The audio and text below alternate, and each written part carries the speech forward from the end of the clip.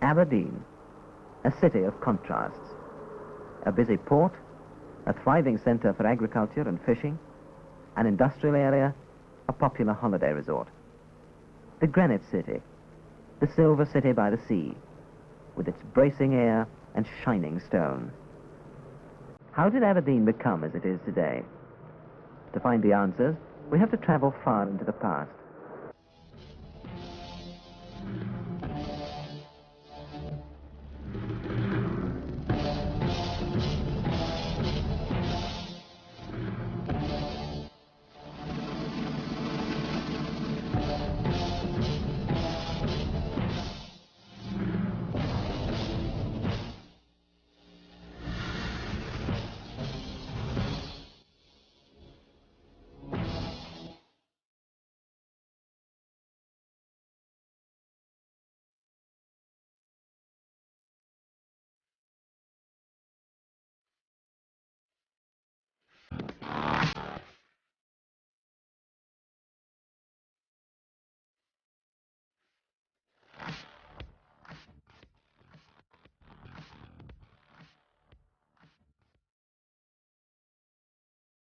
Curator of Maritime History at Aberdeen Maritime Museum.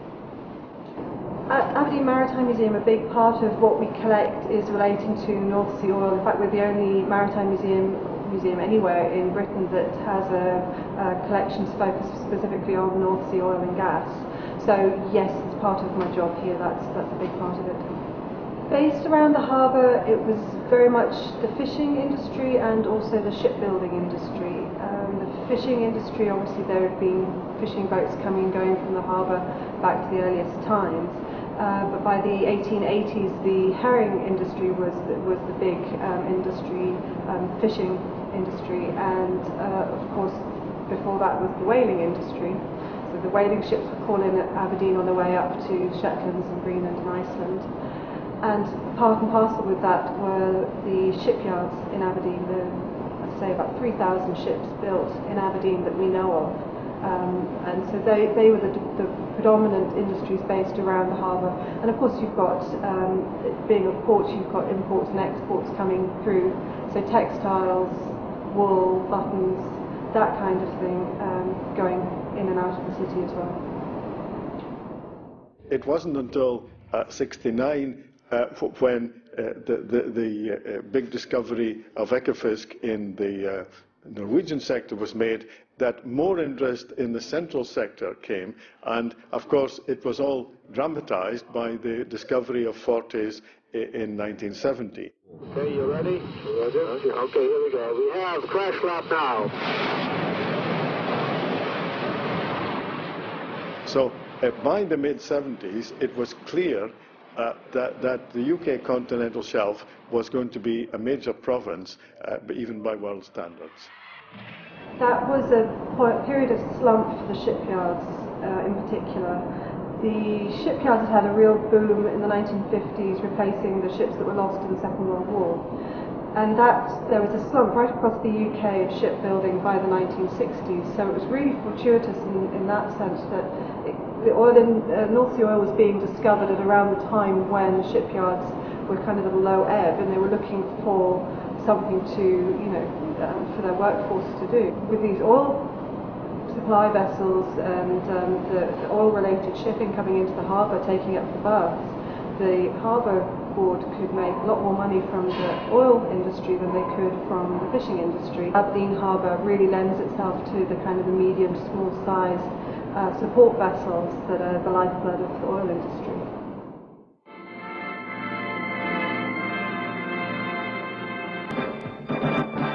They are the ones who do the research, to make the mud, to build the tool, to run in the well, to make the test, to log the zone, to set the packer, cement the pipe and fire the gun, to perforate, to pump the gel that carries the sand that props the frac, completes the well to produce the crude that runs the world for all the people all over the earth who live in the house that oil built.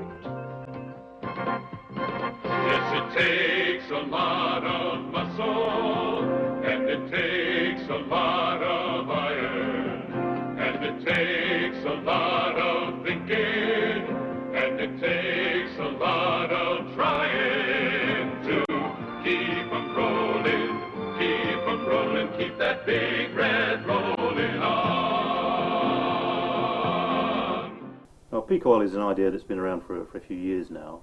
The first ideas about this were promulgated by an American geoscientist called King Hubbert, who published some papers in the 1950s analysing the future production possibilities in the US onshore.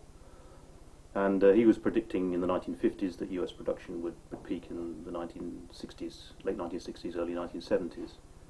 And actually his analysis wasn't far out. It actually did peak in 1971. And some of his papers were saying 1965, 66, and one of them said 72. So he was pretty good. And at that time, nobody else really was predicting anything like that. They thought that US production would continue to go on and on and on. So, I mean, his analysis methodology, which he then evolved and developed in the succeeding years, came to be seen as a valid method of predicting when hydrocarbon production would peak in countries around the world, and the adherents to the theory also use it to try and predict when world oil production will peak. To appreciate again the situation of our modern industrial society is contrasted, say, with past future with regard to the fossil fuels, or to appreciate the fossil fuels in human history. I've taken this time span here from 5,000 years ago to the present to 5,000 years in the future. Now, what we call recorded history began about 5,000 years ago. So what this shows is that this Washington Monument-like spike here is the episode of the fossil fuels, coal, oil, and natural gas, and every other kind of fossil fuel in human history. It's the most disturbing thing that's ever happened to the human species.